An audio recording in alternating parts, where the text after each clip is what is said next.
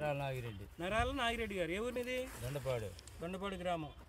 ఇది ఏ రకం విత్తనం? ఇది 10-26. 10-20. ఇది మీ అబ్బాయి వేశారు. అది కాయలు అక్కడ కోస్తున్నారు. ఇక్కడ కాయల కళ్ళం ఇక్కడ ఉందని చెప్పి ఇక్కడ మీరు ఉన్నారని చెప్తే ఇక్కడికి వచ్చున్నాము. ఎట్లా ఉంది పెద్ద అనేది? మంచిగానే కాస్తుంది. అంటే మీ అనుభవం చెప్పండి. అంటే కాయలు ఎలా ఉన్నాయి, ఎలా పెట్టుకోవాలి రైతుకి? అంటే మీరు రైతు వారీగా మీకు అన్ని తెలిసినవి చూసారు. రేపు భవిష్యత్తులో రైతులు వేసుకోవాలంటే మీరు ఇచ్చే సలహాలు ఏంటని అడుగుతున్నారు. ఇది 20 అంగుళాల ఎడలు పెట్టి 20 అంగుళాల పెట్టి సరిపోతుంది. సాల్కి 40 అంగుళాలు ఉండాలంటారా? మరి సాల్కి 40 ఉండాలి. 40 ఉండాలి. మొక్కకి వచ్చేసి 24 అంగుళాల వరకు పెట్టుకోవచ్చు. 20-24 అంగుళాలు పెట్టినా కూడా బాగుంటుంది. ఎడలిపి ఉండదు కాబట్టి చెట్టు బాగా అటు ఇటు పోవడానికి అవకాశంగా ఉంది. ఎలా కాస్తుంది? మీ అనుభవం ఏంటి? అసలు ఎట్లా అనిపిస్తుంది విత్తనం? కాయ మంచిదే, కాయ మంచిగానే కాస్తుంది. ఇప్పుడు మేము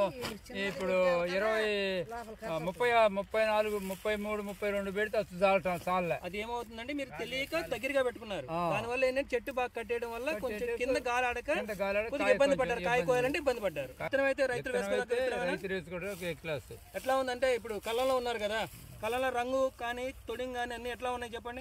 తెలుపు రంగు బాగా తెలిపాయి. కాయ మంచి రంగు ఉంది, తొడింగ్ కూడా తెలిపే వస్తుంది. రైతుకు ఉండాల్సింది తెలిపే కదా. గింజ శాతం కూడా ఎలా ఉంది? గింజ కూడా మంచిగానే బానే ఉందా? రంగు కూడా మంచిగానే ఉంది. రైతులందరూ వేసుకోవచ్చు. విత్తనం అయితే రైతులు వేసుకోవడానికి ఎట్లా ఉందంటే ఇప్పుడు కాయలేదు అనకూడదండి. కాపు మట్టుకు ఒరిజినల్ కాపు బాగా కాసింది. కాపు కింద నుంచి పై దాకా కాసింది. పైన కూడా వచ్చింది. మాకు ప్రాబ్లం అయితే వేసుకోవచ్చు కదా. బాగుంది కదా.